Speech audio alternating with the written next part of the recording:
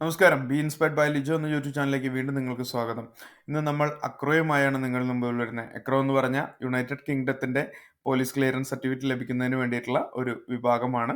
അപ്പോൾ acro certificate എങ്ങനെ apply ചെയ്യാം എന്നുള്ളതാണ് നമ്മൾ നോക്കുന്നത്. അപ്പം നമ്മുടെ ഓസ്ട്രേലിയൻ പ്രോസസ്സിങ്ങിന്റെ കണ്ടിന്യൂസ് ആണ് നമ്മൾ ചെയ്തുകൊണ്ടിരിക്കുന്നത്. അക്രോ അതിന് മാത്രമല്ല ഒത്തിരി ഉപകാരങ്ങളുണ്ട് ഇതിനകത്ത്.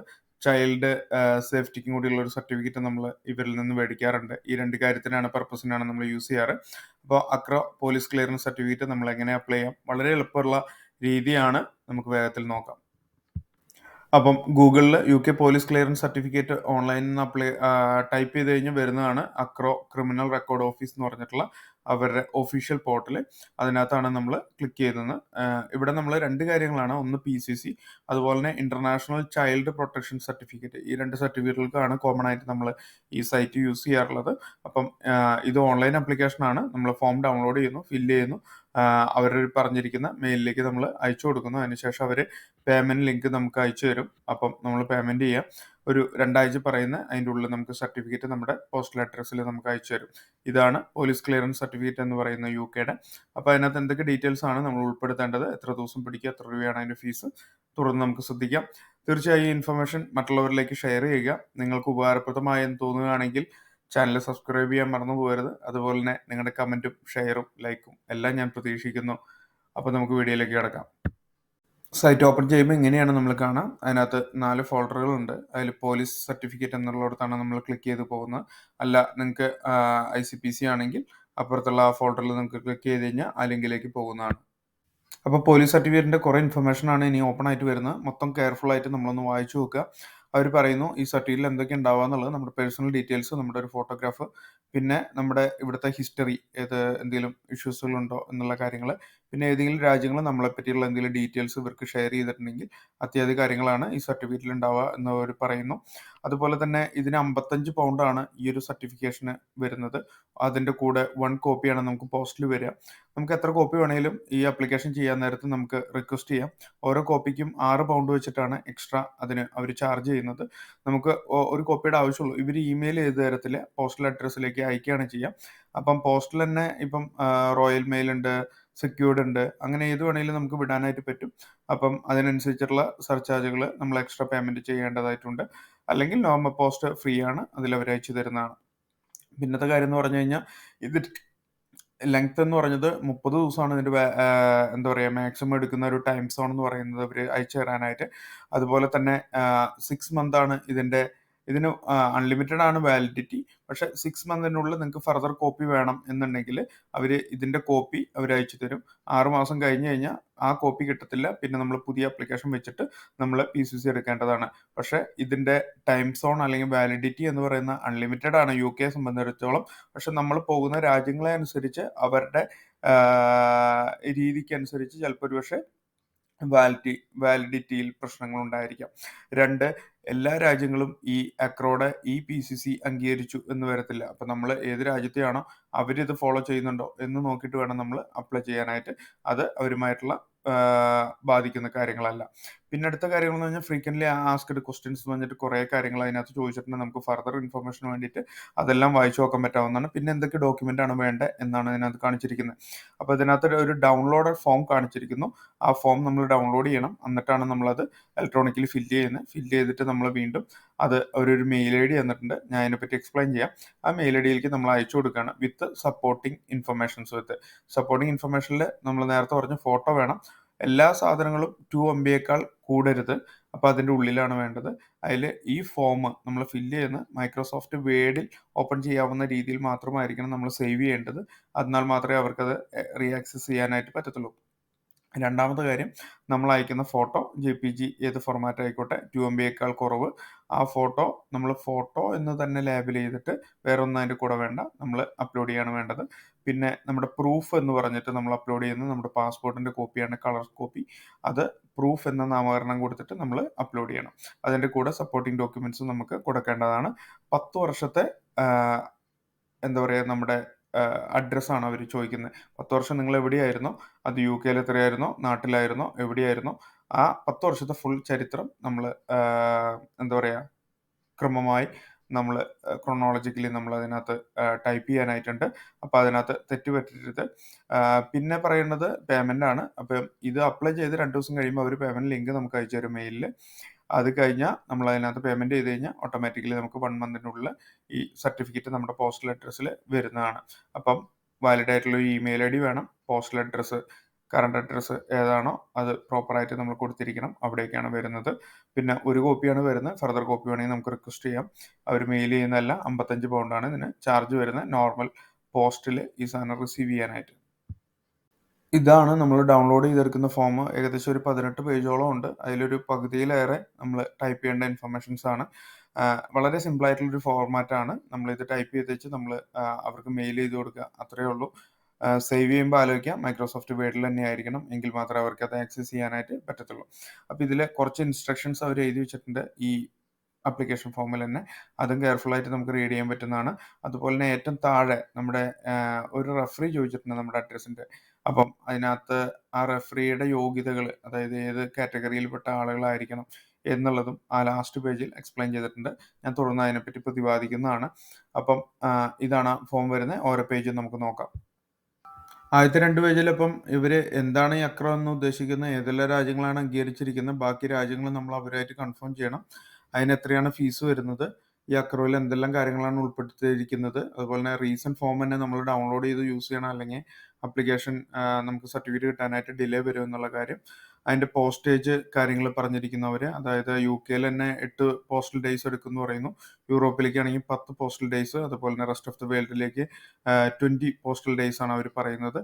അതുപോലെ തന്നെ ഞാൻ പറഞ്ഞു ഇൻ്റർനാഷണൽ പോസ്റ്റ് ഉണ്ട്, അല്ലെങ്കിൽ കൊറിയർ ഉണ്ട്, അല്ലെങ്കിൽ നമ്മുടെ സ്റ്റാൻഡേർഡ് മെയിൽ, റോയൽ മെയിലൊക്കെ ഉണ്ട്. അപ്പോൾ ഓരോന്നിനും സെപ്പറേറ്റ് ചാർജാണ്. അതിനെപ്പറ്റി അവർ മെൻഷൻ ചെയ്തിരിക്കുന്നു. അപ്പം ഏകദേശം കൊറിയറിന് 48 പൗണ്ടും നമ്മുടെ പോസ്റ്റിന് 9 പൗണ്ടാണ് വരുന്നത്. സെപ്പറേറ്റ് കോപ്പിക്ക് 6 പൗണ്ട് വെച്ചാണ് വരുന്നതെന്ന് നേരത്തെ ഞാൻ പറയുകയുണ്ടായി. അതുപോലെ തന്നെ പിന്നെ അവർ പറഞ്ഞിരിക്കുന്ന മെയിൻ ഒരു കാര്യം, പേയ്മെൻറ്റ് വിത്തിൻ 4 വീക്കിൻ്റെ ഉള്ളിൽ നമ്മൾ പേയ്മെൻറ്റ് ചെയ്തില്ലെങ്കിൽ ഈ ആപ്ലിക്കേഷൻ അത് ക്ലോസ് ആയി പോവും. വീണ്ടും നമ്മൾ പുതിയത് ചെയ്യേണ്ടതായിട്ട് വരും. അപ്പോൾ വൺസ് ആപ്ലിക്കേഷൻ അടച്ചു കഴിഞ്ഞാൽ മാത്രമാണ് നമ്മുടെ പ്രോസസ്സിങ് അവർ പേപ്പർ ഫിനിഷ് ആക്കത്തുള്ളൂ. അല്ലെങ്കിൽ ഇത് നമുക്ക് കിട്ടത്തില്ല.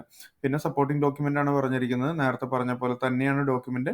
ഓരോ സ്പെസിഫിക്കേഷനും വ്യക്തമായി അവരവിടെ പറഞ്ഞിരിക്കുന്നു. ഏത് സൈസിൽ, ഏത് ഫോർമാറ്റിൽ, എങ്ങനെ അപ്ലോഡ് ചെയ്യണം എന്നെല്ലാം അവർ പറഞ്ഞിരിക്കുന്നു. ഫോട്ടോ, എന്തെല്ലാം സ്പെസിഫിക്കേഷൻ വേണം, എല്ലാം അതിനകത്ത് മെൻഷൻ ചെയ്തിട്ടുണ്ട്. വ്യക്തമായിട്ട് നമുക്ക് താഴേക്ക് വായിക്കാൻ കഴിയുന്നതാണ്.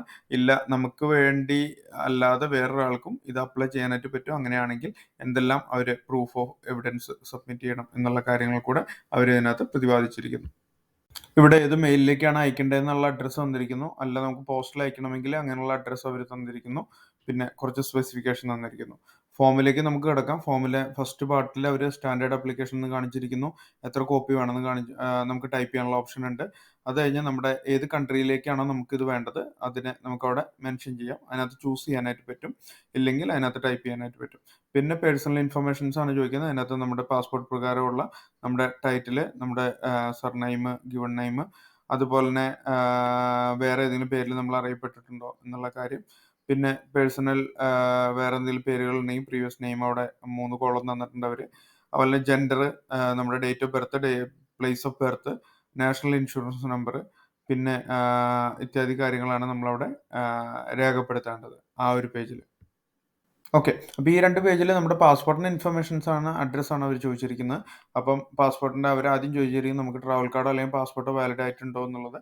അപ്പോൾ യെസ് കൊടുക്കുന്നു. അതിനുശേഷം ആ പാസ്പോർട്ടിൻ്റെ ഡീറ്റെയിൽസ്, പേര്, date of birth, place of birth, expiry, എവിടെ നിന്ന് എടുത്തു, എല്ലാ കാര്യാദികളും നമ്മൾ അതിനകത്ത് റെക്കോർഡ് ചെയ്യുന്നു. രണ്ടാമത് ഒരെണ്ണം കൂടെ കൊടുത്തിട്ടുണ്ട്, എന്തെങ്കിലും ട്രാവൽ വേറെ എന്തെങ്കിലും നിങ്ങൾക്ക് ഡോക്യുമെൻ്റ് ഉണ്ടെങ്കിൽ അത് അതിൻ്റെ ഡീറ്റെയിൽസ് നമുക്ക് അവിടെ സബ്മിറ്റ് ചെയ്യാനായിട്ട് കഴിയുന്നു. പിന്നെ അവർ ചോദിച്ചിരിക്കുന്ന എന്തെങ്കിലും പ്രൂഫ് ഓഫ് വേറെ എന്തെങ്കിലും ഐഡൻറ്റിറ്റി ഡോക്യുമെൻ്റ് ഉണ്ടോ എന്നുള്ളത്. അപ്പോൾ നമ്മൾ VRP അങ്ങനെ എന്തെങ്കിലും ഉണ്ടെങ്കിൽ അത് നമ്മളവിടെ കൊടുക്കണം. അതിനുശേഷം അവിടേക്ക് താഴെ വരുമ്പം എന്തെങ്കിലും വേറെ കറണ്ട്, വേറെ എന്തെങ്കിലും പാസ്പോർട്ടോ വേറെ എന്തെങ്കിലും ഉണ്ടോ എന്നുള്ള ചോദ്യങ്ങളൊക്കെ ഉണ്ട് അവിടെ. പിന്നെ നമ്മുടെ ഡേ ടൈം, അതുപോലെ നമ്മുടെ ഫോൺ നമ്പർ, ഈവനിങ് ടൈം എന്ന് പറഞ്ഞിട്ട്, പിന്നെ നമ്മുടെ ഇമെയിൽ അഡ്രസ്സ്, അതൊന്നും കൺഫേം ചെയ്യുക എന്നുള്ളത്. ഇതിനകത്ത് റെഡ് സ്റ്റാർ ഇട്ട് കൊടുത്തിട്ടുള്ള കമ്പൽസറി ആണ്. ഫോമിൽ എന്തായാലും ഉണ്ടായിരിക്കണം. അല്ലാത്തത് നമുക്ക് ജസ്റ്റ് ബ്ലാങ്ക് ആയി വിടാം. ഇപ്പം നിങ്ങൾക്ക് ഡേ ടൈമും ഈവനിങ് ടൈമും 2 സെയിം നമ്പർ ആണെങ്കിൽ അങ്ങനെ ടൈപ്പ് ചെയ്യുക. കാരണം അത് റെഡിലാണ്, എന്തായാലും കമ്പൽസറി അവിടെ വേണം എന്നുള്ളതാണ് ആശയാക്കുന്നത്. പക്ഷേ UK ഡ്രൈവിംഗ് ലൈസൻസ്, അതൊക്കെ നിങ്ങൾക്ക് ഇല്ലെങ്കിലും അടിച്ചില്ലെങ്കിലും കുഴപ്പമില്ല. അത് സ്റ്റാറിലല്ല കിടക്കുന്നത്. ഓക്കെ. അഡ്രസ്സ്, കറണ്ട് അഡ്രസ്സാണ് ആദ്യം അടിക്കേണ്ടത്. അപ്പം കറണ്ട് അഡ്രസ്സിൻ്റെ പ്രോപ്പറായിട്ട് പോസ്റ്റ് കോഡും എന്ന് തൊട്ട് എന്ന് വരെയാണ് എന്നുള്ള രീതിയിൽ നമ്മൾ അടിക്കുന്നു. അതിനുശേഷം താഴേക്ക് ഓരോ ഓർഡറിൽ നിങ്ങൾ എവിടുന്നാണോ എവിടേക്കോ ഷിഫ്റ്റ് ചെയ്തത് എന്നുള്ള രീതിയിൽ ബാക്കിലേക്ക് അങ്ങനെ പോകുന്നു. അങ്ങനെ നിങ്ങൾക്ക് അഡ്രസ്സ് അവിടെ അടിക്കാനുള്ള ഓപ്ഷൻസ് ഉണ്ട്. അങ്ങനെ നമുക്ക് 5 അഡ്രസ്സ് വരെ അടിക്കാനുള്ള ഒരു പ്രൊവിഷൻ അവിടെ അവർ തന്നിട്ടുണ്ട്. അത് കഴിഞ്ഞ് പേഴ്സണൽ ഹിസ്റ്ററിയിലേക്ക് നമ്മൾ കിടക്കുകയാണ്. പേഴ്സണൽ ഹിസ്റ്ററി എന്ന് പറയുമ്പോൾ അവിടെ അവർ ചോദിച്ചിരിക്കുന്നത് നിങ്ങൾ അയർലൻഡിൽ താമസിച്ചിട്ടുണ്ടോ, സ്കോട്ട്ലൻഡിൽ താമസിച്ചിട്ടുണ്ടോ, പിന്നെ എന്തെങ്കിലും ഒഫൻസുകൾ നിങ്ങൾക്കെതിരെ ഉണ്ടോ, വേറെ എന്തെങ്കിലും പ്രശ്നങ്ങളുണ്ടോ എന്ന് ഇത്യാദി കാര്യങ്ങളാണ്. അങ്ങനെ ഒഫൻസ് എന്തെങ്കിലും ഉണ്ടെങ്കിൽ അതിൻ്റെ ഡീറ്റെയിൽസ് അവിടെ സബ്മിറ്റ് ചെയ്യാനുള്ള 2 കോൾ അവർ കൊടുത്തിട്ടുണ്ട്. അപ്പോൾ ഇവിടെയും ഒഫൻസിൻ്റെ കണ്ടിന്യൂഷനാണ് വന്നുകൊണ്ടിരിക്കുന്നത്. നമുക്ക് ടൈപ്പ് ചെയ്യാനുള്ള ഓപ്ഷൻ അവിടെ ഉണ്ട്. അല്ലെങ്കിൽ അടുത്ത പേജിലേക്ക് നമ്മൾ പോവാണ്. തേർഡ് പാർട്ടി എന്തെങ്കിലും നമ്മൾ നോമിനേഷൻ ഉണ്ടോയെന്ന്. അതായത് ചിലപ്പോൾ ഈ സർട്ടിഫിക്കറ്റ് വേറെ ഏതെങ്കിലും ഡിപ്പാർട്ട്മെൻറ്റായിട്ട് ചർച്ച ചെയ്യേണ്ടതായിട്ടുണ്ടോ, കാരണം നമ്മുടെ ജോലി സ്ഥാപനങ്ങൾ നമ്മൾ അപ്ലൈ ചെയ്യുന്ന ഏരിയ ആയിട്ട്. അങ്ങനെ ഉണ്ടെങ്കിൽ അവരുടെ ഡീറ്റെയിൽസ് നമ്മളവിടെ പ്രൊവൈഡ് ചെയ്യണം. ഇല്ലാന്നുണ്ടെങ്കിൽ നമുക്ക് കോപ്പി ആയിട്ട് മതിയെങ്കിൽ അങ്ങനെ മതി. പിന്നെ രണ്ടാമത് എൻഡോസർ ഡീറ്റെയിൽസ് എന്ന് പറഞ്ഞിട്ട് വേറെ നമ്മൾ 2 വർഷമായിട്ട് മിനിമം 2 വർഷമായിട്ടെങ്കിലും നമ്മളെ അറിയുന്ന ഒരു വ്യക്തി, അത് ഞാൻ പറഞ്ഞു ഏറ്റവും ലാസ്റ്റ് കുറച്ച് ഒക്യുപ്പേഷൻ ലിസ്റ്റ് കൊടുത്തിട്ടുണ്ട്, അതിൽ വരുന്ന വ്യക്തി പിന്നെ 18 വയസ്സിന് മുകളിലായിരിക്കണം, നമ്മുടെ ഫാമിലി മെമ്പറോ അല്ലെങ്കിൽ നമ്മുടെ പാർട്ട്ണറോ ആവരുത്. അത്യാധി കാര്യത്തിൽപ്പെട്ട ഒരു വ്യക്തിയുടെ ഡീറ്റെയിൽസ് നമ്മൾ കൊടുക്കേണ്ടതായിട്ടുണ്ട്. ഇവർക്ക് മെയിലൊന്നും സാധാരണഗതിയിൽ പോകാറില്ല. പക്ഷെ എന്തെങ്കിലും നമ്മൾ നേരത്തെ കൊടുത്തിട്ടുള്ളതിൽ എന്തെങ്കിലും ഇൻഫർമേഷനിൽ വ്യതിയാനങ്ങളുണ്ടെങ്കിൽ തീർച്ചയായും റെഫറൻസ് പോകുന്നതാണ്. അപ്പം ഒറിജിനൽ ആയിട്ടുള്ള ഇമെയിൽ ഐ ഡി, അവരുടെ കോൺടാക്ട് നമ്പർ, അവരുടെ ഒക്യുപ്പേഷനും അവരുടെ നെയിമും ബാക്കി ഡീറ്റെയിൽസും നമ്മൾ അതിനകത്ത് കൊടുക്കേണ്ട ആവശ്യകതയുണ്ട്. അപ്പം അഡീഷണൽ ഇൻഫർമേഷൻ എന്ന് പറഞ്ഞൊരു പേജ് വന്നിരിക്കുന്നു. ഈ പേജ് ഞാൻ പറഞ്ഞ പോലെ നേരത്തെ 5 അഡ്രസ്സിനുള്ള കോളൊക്കെ കണ്ടുള്ളൂ. അതിനും കൂടുതൽ നിങ്ങൾക്ക് അഡ്രസ്സ് ഉണ്ടായിരിക്കും ഒരു വർഷം 10 വർഷത്തെ ഹിസ്റ്ററി എടുക്കുമ്പോൾ. അപ്പോൾ അങ്ങനെയുള്ള ഇൻഫർമേഷൻസ് ഒക്കെ ഇതിനകത്ത് നിങ്ങൾക്ക് ടൈപ്പ് ചെയ്യാം. ഇപ്പോൾ ഒഫൻസ് എന്തെങ്കിലും കാര്യങ്ങൾ കൂടുതലുണ്ടെങ്കിൽ ഇതിനകത്ത് നിങ്ങൾക്ക് അത് റെക്കോർഡ് ചെയ്യാനായിട്ട് അഡീഷണൽ ഇൻഫർമേഷൻസ് എന്തും ടൈപ്പ് ചെയ്യാനായിട്ട് പറ്റുന്നു. ഡെലിവറി ഓപ്ഷനാണ് അടുത്ത പേജിൽ വരുന്നത്. അവിടെ നമ്മൾ നേരത്തെ പറഞ്ഞു standard mail, royal mail, international മെയിലൊക്കെ ഉണ്ട്. എത്ര കോപ്പി വേണം ഇത്യാദി കാര്യങ്ങൾ, അതിൻ്റെ റേറ്റ് കാര്യങ്ങളൊക്കെയാണ് വരുന്നത്. പിന്നെ കറണ്ട് അഡ്രസ്സിലേക്ക് തന്നെയാണോ വരുന്നത്, എത്ര കോപ്പിയാണ് അതിനകത്തേക്ക് വേണ്ടത്, പിന്നെ വേറെ ഏതെങ്കിലും അഡ്രസ്സിലേക്ക് നിങ്ങൾക്ക് അയക്കണോ, അല്ല കറണ്ട് അഡ്രസ്സ് അല്ല വേറൊരു അഡ്രസ്സിലേക്കാണ് നിങ്ങൾക്ക് അയക്കേണ്ടത് എങ്കിൽ ആ അഡ്രസ്സിൻ്റെ ഡീറ്റെയിൽസ് എല്ലാം അവിടെ ചോദിച്ചിരിക്കുന്നു. ഏറ്റവും ലാസ്റ്റ് അവർ ടോട്ടൽ എമൗണ്ടും എല്ലാം അവിടെ കാണിച്ചിരിക്കുന്നു. അപ്പോൾ ഇമിഗ്രേഷൻ്റെ ഭാഗമായിട്ട് നമുക്ക് എന്തെങ്കിലും കേസ് മാനേജറോ അല്ലെങ്കിൽ നമ്മുടെ എന്തെങ്കിലും ഇമിഗ്രേഷൻ ഓഫീസറോ ആരുടെയെങ്കിലും ഡീറ്റെയിൽസ് വെച്ചിട്ട് അവർക്ക് ഇത് പ്രൊവൈഡ് ചെയ്യണമെന്നുണ്ടെങ്കിൽ ആ ഡീറ്റെയിൽസ് നമുക്ക് അവിടെ വെക്കാനായിട്ട് പറ്റും. അതില്ലെങ്കിൽ അത് സ്കിപ്പ് ചെയ്യാം. അതുപോലെ പേയ്മെൻറ്റ് ഓപ്ഷൻ അവർ പറയുന്നു ഇതെല്ലാം കഴിഞ്ഞ് അയച്ചു തന്നു കഴിഞ്ഞാൽ അവർ നമുക്ക് ലിങ്ക് അയച്ചു തരുന്നതാണ്. അതിനകത്ത് നിങ്ങൾക്ക് ഡയറക്റ്റ് ഡെബിറ്റ് കാർഡോ അല്ലെങ്കിൽ ക്രെഡിറ്റ് കാർഡോ വെച്ചിട്ട് പേയ്മെൻറ്റ് ചെയ്യാൻ പറ്റും എന്നവർ പറയുന്നു. പിന്നെ ടേംസ് ആൻഡ് കണ്ടീഷനിലേക്ക് കിടക്കുകയാണ്. അതെല്ലാം കെയർഫുള്ളായിട്ട് വായിച്ചു വെച്ച് അവസാനം നമുക്ക് സൈൻ ചെയ്യാനായിട്ടുണ്ട്. അപ്പോൾ ടേംസ് ആൻഡ് കണ്ടീഷൻ തുടരുന്നു. അവിടെ അവർ വീണ്ടും ഇൻഫർമേഷൻസ് തരാണ് പേയ്മെൻറ്റിനെ പറ്റി, റീഫണ്ടിനെ പറ്റി, അതുപോലെ തന്നെ മെയിലിനെ പറ്റി എന്തെല്ലാം സംഭവിക്കും എന്നുള്ള കാര്യങ്ങളൊക്കെ അവർ പറഞ്ഞിരിക്കുന്നു. എല്ലാം ശ്രദ്ധാപൂർവ്വം നമ്മൾ വായിക്കുക നമ്മുടെ അറിവിലേക്ക്. അതുപോലെ തന്നെ റീഫണ്ട് ചെയ്യുന്നതാണ് അവർ നമ്മുടെ ക്യാൻസൽ ചെയ്യുകയാണെങ്കിൽ. പക്ഷേ അതിൻ്റെ 15 പൗണ്ട് അവർ പിടിച്ചിട്ട് ബാക്കിയുള്ളതാണ് നമുക്ക് തരത്തുള്ളൂ. അതിനുവേണ്ടി നമ്മൾ അവർ കോൺടാക്ട് ചെയ്യും. ഈവൻ അതിനും കുറവാണെങ്കിൽ അത് പോയി കിട്ടത്തില്ല എന്നുള്ള കാര്യങ്ങൾ. പക്ഷെ അവർ റീഫണ്ട് ചെയ്യും എന്നുള്ള വലിയൊരു കാര്യമാണ്. ബാക്കി BCSകൾ ആരും തരാറില്ല. ഓക്കെ, എനിവേ അതിനുശേഷം നമ്മൾ അപ്ലിക്കൻ്റ് നെയിം അവിടെ അപ്പർ കേസിൽ ടൈപ്പ് ചെയ്യുക. അതാണ് നമ്മുടെ സിഗ്നേച്ചറായിട്ട് വരുന്ന ഡേറ്റ് എടുക്കുക. പിന്നെ ചെക്ക് ലിസ്റ്റാണ്, അതെല്ലാം ഉണ്ടോ എന്നുള്ളത് നമ്മളവിടെ എസ് കൊടുക്കുക. പേയ്മെൻറ്റ് വൺസ് ഇത് അപ്ലോഡ് ചെയ്തതിന് ശേഷമാണ് നമുക്ക് വരുന്നത്. സേവ് ചെയ്യുമ്പോൾ മൈക്രോസോഫ്റ്റ് വേർഡിൽ തന്നെ സേവ് ചെയ്യുക. എല്ലാം കംപ്ലീറ്റ് ആയോ എന്നുള്ളതൊന്നുകൂടി റീഅഷ്യൂർ ചെയ്യുക. അല്ലെങ്കിൽ നമ്മുടെ അപ്ലിക്കേഷൻ നമുക്ക് സർട്ടിഫിക്കറ്റ് കിട്ടാൻ ഡിലേ ആവും. അവരുടെ പ്രോസസ്സിങ് വീണ്ടും അവർ നമ്മളെ കോൺടാക്ട് ചെയ്ത് നമ്മൾ അയച്ചു കൊടുത്ത് വീണ്ടും സമയം എടുക്കുന്നതാണ്. അല്ലെങ്കിൽ ഒറ്റത്തവണ നിങ്ങളൊന്ന് വീണ്ടും വിലയിരുത്തി വീണ്ടും അത് സേവ് ചെയ്തിട്ട് ആ ഫിൽഡ് ഫോം തന്നെ നമ്മൾ ഇമെയിലിൽ അയച്ചു കൊടുക്കാനായിട്ട് ശ്രദ്ധിക്കുക. അപ്പോൾ ഇതാണ് ആ പറഞ്ഞ ജോലിക്കാർ നമ്മൾ വെക്കേണ്ട 2 വർഷത്തിൽ കൂടുതൽ നമുക്ക് പരിചയമുള്ള വ്യക്തികളുടെ പ്രൊഫഷൻ എന്ന് പറയുന്നത്. ഒരുവിധം എല്ലാ ജോലിയും അതിനകത്ത് വന്നിട്ടുണ്ട്. അപ്പം ഫാമിലി മെമ്പർ ആവരുത്, പാർട്ട്ണർ ആവരുത്, 18 വയസ്സിന് മുകളിലായിരിക്കണം. അപ്പോൾ ഈ ഏതെങ്കിലും ഒരു അവസ്ഥയിൽ നമ്മൾ കഴിഞ്ഞ 2 വർഷത്തിൽ അറിയുന്ന ഒരു വ്യക്തിയുടെ ഞാൻ ഫാമിലി ഡോക്ടറെ വെച്ച്, അപ്പം നിങ്ങൾക്ക് ഇഷ്ടമുള്ള ഒരാളെ നമുക്ക് അവിടേക്ക് വെക്കാം, ഒരു കോണ്ടാക്ട്. പക്ഷേ ഇത് കോണ്ടാക്ട് ചെയ്യണം എന്നില്ല. പക്ഷേ ഇൻ കേസ് എന്തെങ്കിലും പ്രയാസങ്ങളുണ്ടെങ്കിൽ അവർ തീർച്ചയായും അത് കോണ്ടാക്ട് ചെയ്യുന്നതാണ്. അപ്പം വാലിഡ് ആയിട്ടുള്ള ഇമെയിലും ഫോൺ നമ്പറും ഡീറ്റെയിൽസും അവരുടെ പെർമിഷനോടുകൂടെ വെക്കാനായിട്ട് ശ്രദ്ധിക്കുക. അപ്പോൾ എനിക്ക് ഈ ആപ്ലിക്കേഷൻ ഞാൻ അവരുടെ മെയിലിലേക്ക് അയച്ചു കൊടുത്തു വിത്ത് സപ്പോർട്ടിംഗ് ഡോക്യുമെൻ്റ് ആയിട്ട്. 2 ദിവസം കഴിഞ്ഞപ്പോൾ എനിക്ക് പേയ്മെൻറ്റിൻ്റെ ലിങ്ക് മെയിലിലേക്ക് വന്നു.